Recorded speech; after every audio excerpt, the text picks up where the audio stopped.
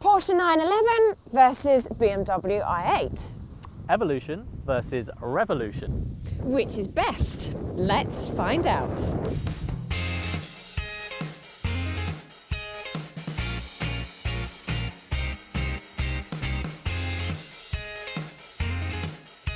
Starting then with the 911. It's rear-engined just like the original from the 1960s, which helps to give it a character like no other.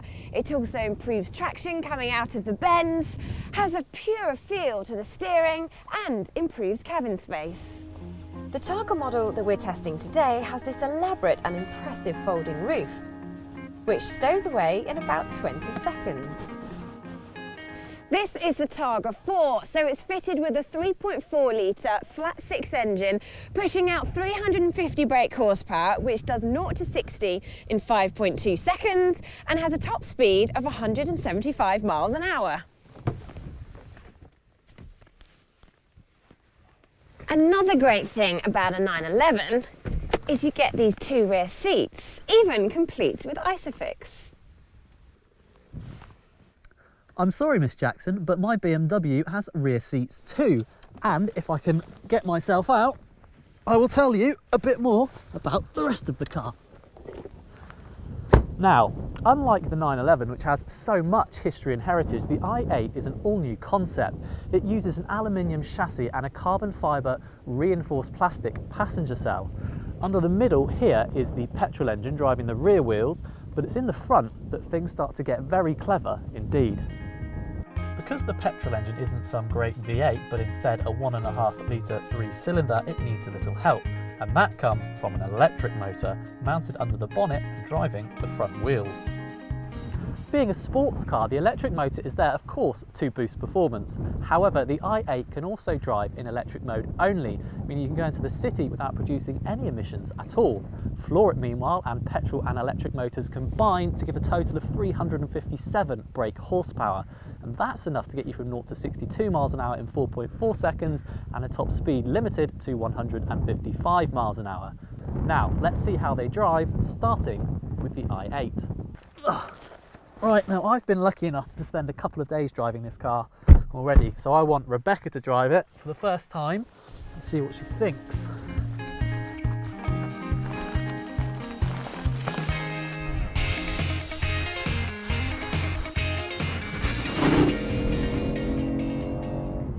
I wasn't expecting it to sound that nice when you put your foot down. 3-cylinder engine, it's a mini engine. Amazing, isn't it? And that is because it's artificial, basically. BMW pipes sound through the car's stereo, but it really works. It really does give you the impression that it's a much bigger engine than it actually is. It's got that instant torque that just is endless. Yeah, it's actually the starter motor. It's an electric starter motor, but actually it's not just a starter motor. It also gives a little boost. I think it's about 20 horsepower, so it fills in the gaps of torque in the petrol engine, which is another example of just how much BMW's thought about this hybrid. It's just so clever. So what do you think, compared to what you thought the i8 was going to be like? I didn't know what to expect, really. It's quite computer game-ish in terms of the dash, the noises, etc. But it's that instant torque that's quite addictive. It's exciting, isn't it? It is exciting. So yeah, we like. Yes, we do like. We like. We like a lot. The question is, will we like a 911 as much?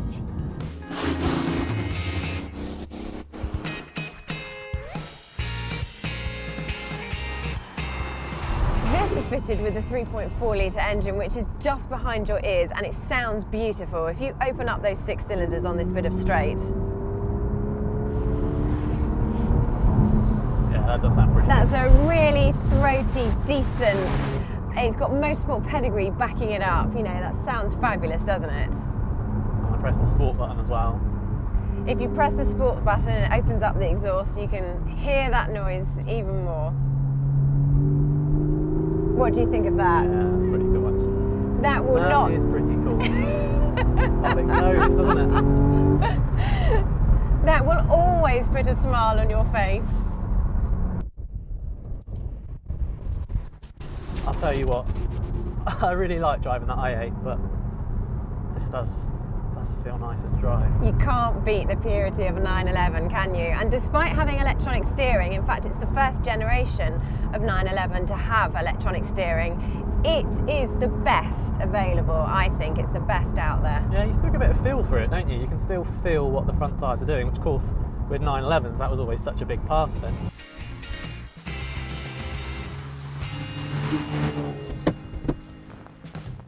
Right, that's the fun bit over with, so let's move on to the very serious business of affordability, because although these are top-end sports cars, it's still really important.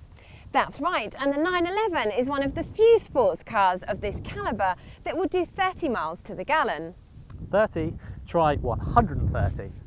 Is that realistic though? No, that's not realistic, but you can still get 60 miles to the gallon. Plus, there's a couple of other things in the i8's favour. Firstly, although it's £100,000, if you buy one, the government will give you £5,000 back in the form of a plug-in car grant, which just seems crazy to me.